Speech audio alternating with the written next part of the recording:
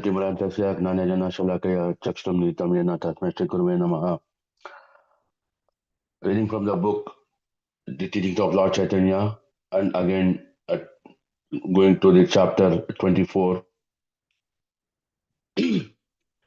According to Mukti Upanishads, there are 108 Upanishads. Some of them are Isa, Kena, Kata, Prashna, Mundaka, Mandakya, Titrihi, Aitreya, Chandrogya, Vredaranyokyam, Brahma, Kaivalya, Javala, Sveshta, Hamsa, Aruni, Garbha, Narayana. These 100 Upanishads contain all knowledge about the absolute truth. Sometimes people inquire about the meaning of these 108 prayer beads. But we think there are 108 Upanishads. Sorry. Uh, but we think because there are 108 Upanishads, which contains full knowledge of the absolute truth, therefore 100 beads are accepted. Sometimes, on the other hand, the Vaishnava transcendentalists think there are 108 components of Lord Krishna in his rasa dance, and therefore 108 beats are accepted. Lord Chaitanya protested against misinterpretations of the statements of the Upanishads and so any explanations, which do not follow the direct meaning of the Upanishad. He did not accept. The direct interpretation is called Abhida Vritti, whereas the indirect method is called Lakshana Vritti. The indirect meaning or Lakshana Vritti serves no purpose. There are four kinds of understandings called direct understanding, hypothetical understanding, historical understanding, and sound understanding. Out of these four kinds of understandings to receive knowledge, out of sorry, out of these four kinds of understanding to receive knowledge by sound understanding, the understanding from the Vedic scriptures, which are sound representations of the absolute truth, is the best. The traditional Vedic students accept this sound understanding as the best. For example, the stool and bone of any living entity is considered the most impure thing by the Vedic literature. But at the same time, the Vedic literature asserts that the cow dung and the conch shell are the purest of all.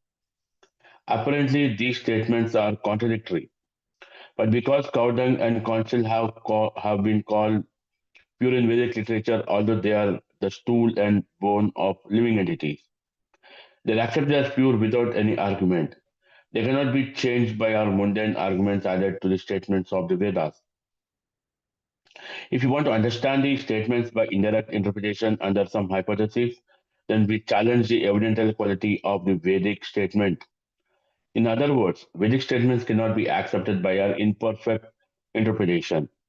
They must be accepted as they are, otherwise, there is no authority in the Vedic statement. According to Lord Chaitanya, persons who try to always find some interpretations of the Vedic statements are not at all intelligent. They mislead their followers by some innovation of their own interpretation.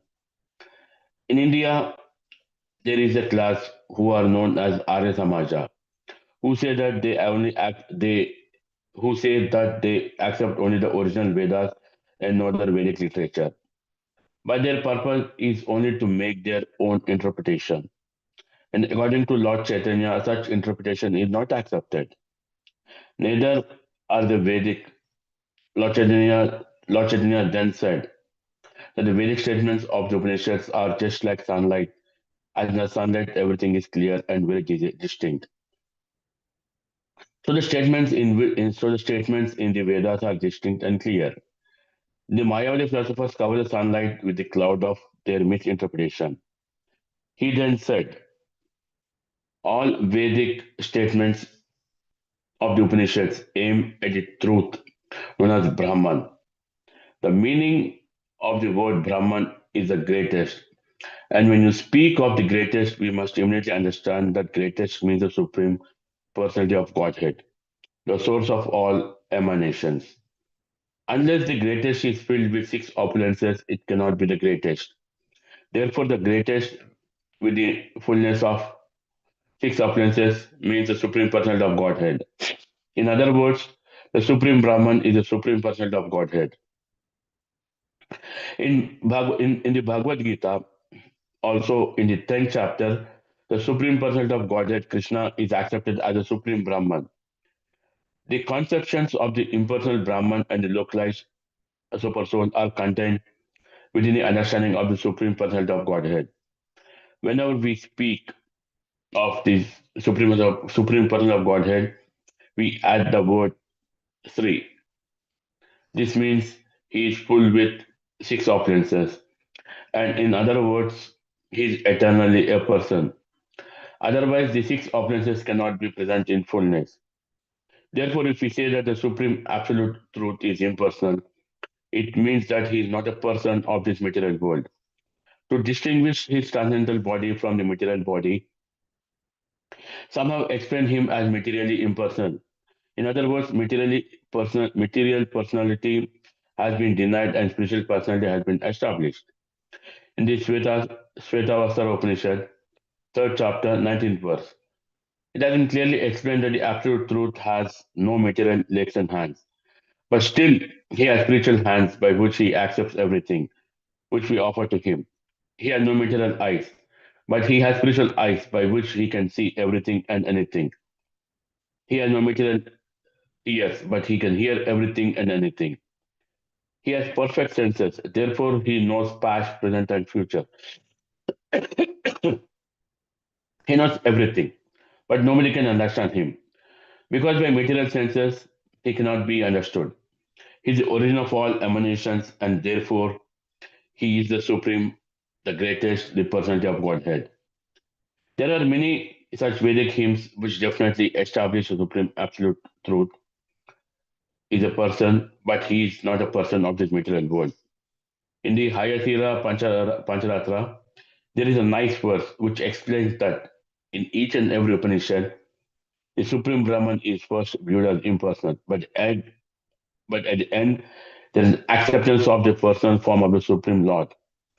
Another example in the Isa Upanishad, the 15th mantra runs as follows: Hiranmayena Patrena Satya Satsyapi Hitam Mukim Tatvam Pusan Aparvino Satya Dharmaya Drishtaye. This verse indicates that everyone should be engaged in devotional service to the Supreme Lord. O my Lord, the Supreme Personality of Godhead, you are the maintainer of the whole universe.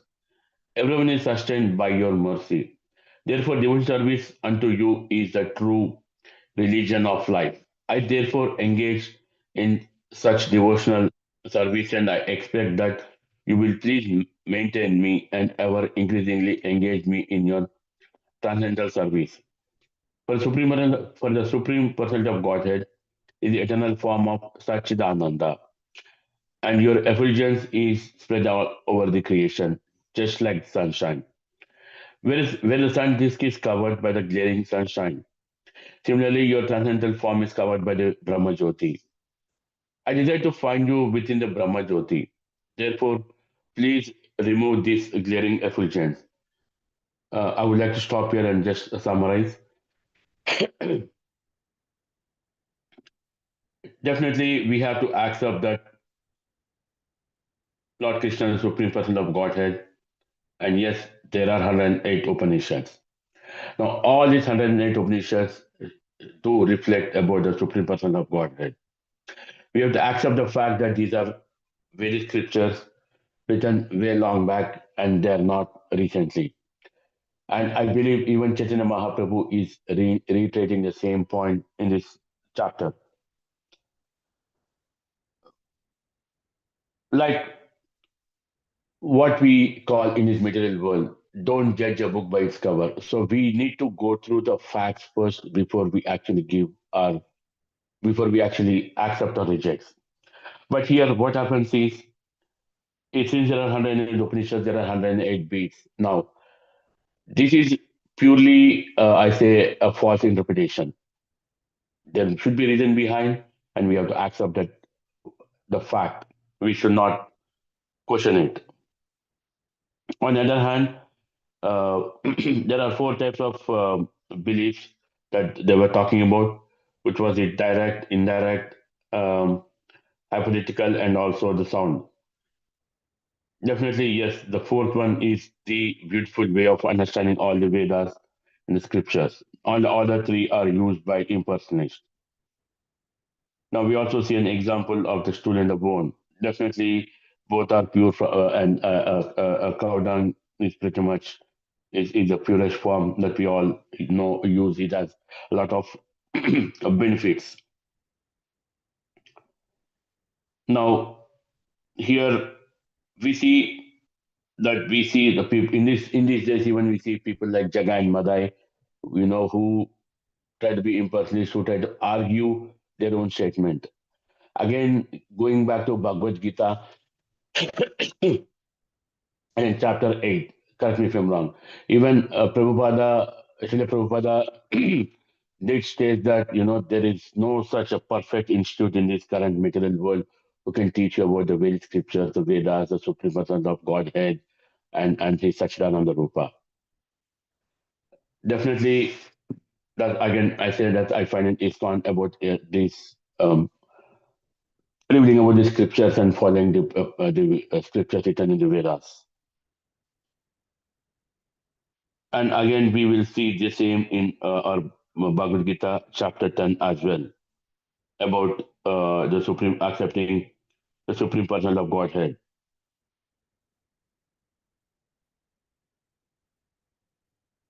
When I go through some of these notes, or when I go through some of the readings from Bhagavad Gita or Bhagavatam, definitely there are references that we see from either Padma Purana, Brahma Purana, or Shvetasvara Upanishad or other Upanishads, which reflects, which also mentions Lord Krishna, Supreme Person of Godhead, and he is the original seed, original father who created this entire universe, and then this entire universe is again he's going to, and I mean, he's going to destroy after a certain number of years, again going to create it, and then there are many such uh, facts that we can also look into Bhagavad Gita. I think in chapter 7 about the yugas, manus, and also the life of Brahma, 1 day of life of Brahma, the day and night. One thing I can definitely say that people think there is a where there's a sunlight, there is a evidence.